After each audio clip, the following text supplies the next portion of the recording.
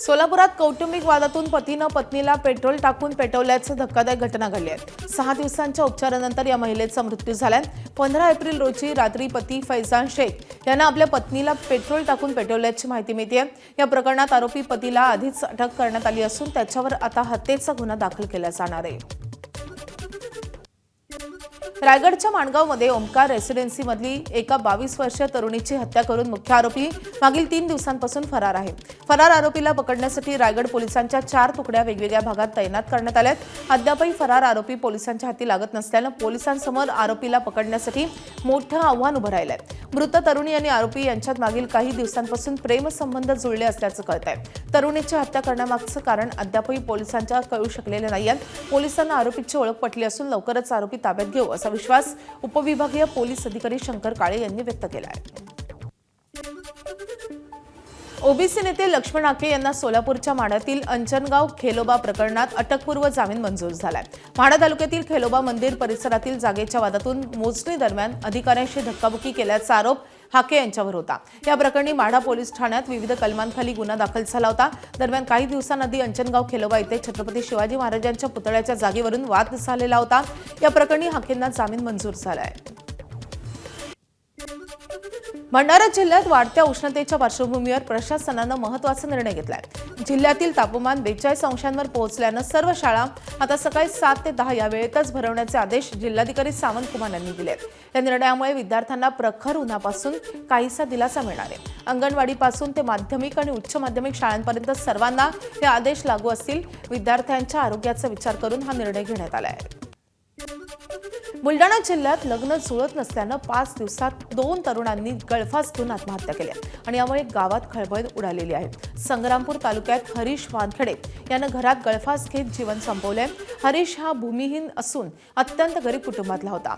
वडील गेल्या 2 ते 3 वर्षांपासून लग्नासाठी मुलगी पाहतात, पण कोणी मुलगी द्यायला तयार होत नव्हतं। तर दुसरी घटना घडली चिखली तालुक्यातल्या मंगळूर येथे। सत्यपाल भिसे या 25 वर्षीय तरुणानेही लग्न होत नाही म्हणून व्यसनाधीन होऊन गळफास घेतलाय। हिंगोलीत हळदीचे भाव घसरल्यानं हिंगोलीच्या गोरेगावमध्ये शेतकरी आक्रमक झाले। हळदीच्या दरात 12,000च्या सुमारास घट झाल्यानं शेतकऱ्यांनी संताप व्यक्त केलाय। शेतकऱ्यांनी शेतात पिकवलेली हळद रस्त्यावर पेटून देत हळदीची होळी केली आहे। दरम्यान सरकारच्या विरोधात शेतकऱ्यांच्या वतीनं जोरदार घोषणाबाजी करण्यात आली आहे। गोंदियाच्या आमगाव तालुक्यातल्या शिवणी इथे धक्कादायक प्रकार घडलाय।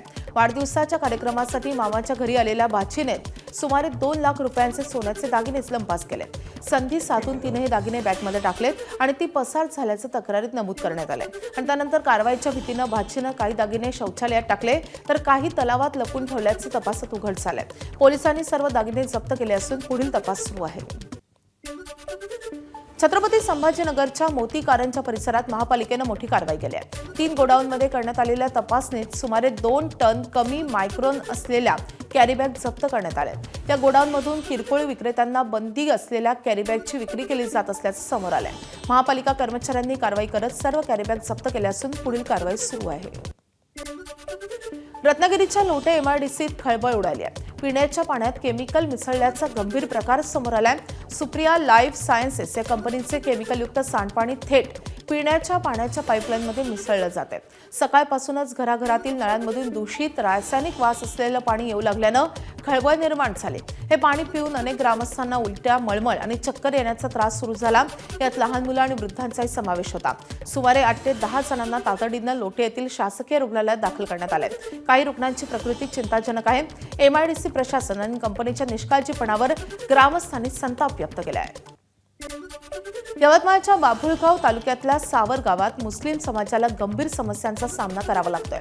गावातील कब्रस्तान नदीच्या पलीकडे असल्यानं अंत्ययात्रेसाठी नागरिकांना थेट नदीतून पार करत जावं लागतंय। पावसाळ्यात परिस्थिती निर्माण झाल्यास ही वाट अधिकच धोकादायक बनते। पर्यायी मार्ग म्हणून सुमारे 2 किलोमीटरचा वळसा घालावा लागतो आणि त्यामुळे नागरिकांना मोठा त्रास सहन करावा लागतोय। या समस्येबाबत वारंवार मागणी करूनही अद्याप ठोस उपाययोजना झालेली नाही। पालकमंत्री संजय राठोड यांनी हा प्रश्न सोडवावा अशी मागणी नागरिकांनी केली आहे। एबीपी माझा, उघडा डोळे बघा नीट।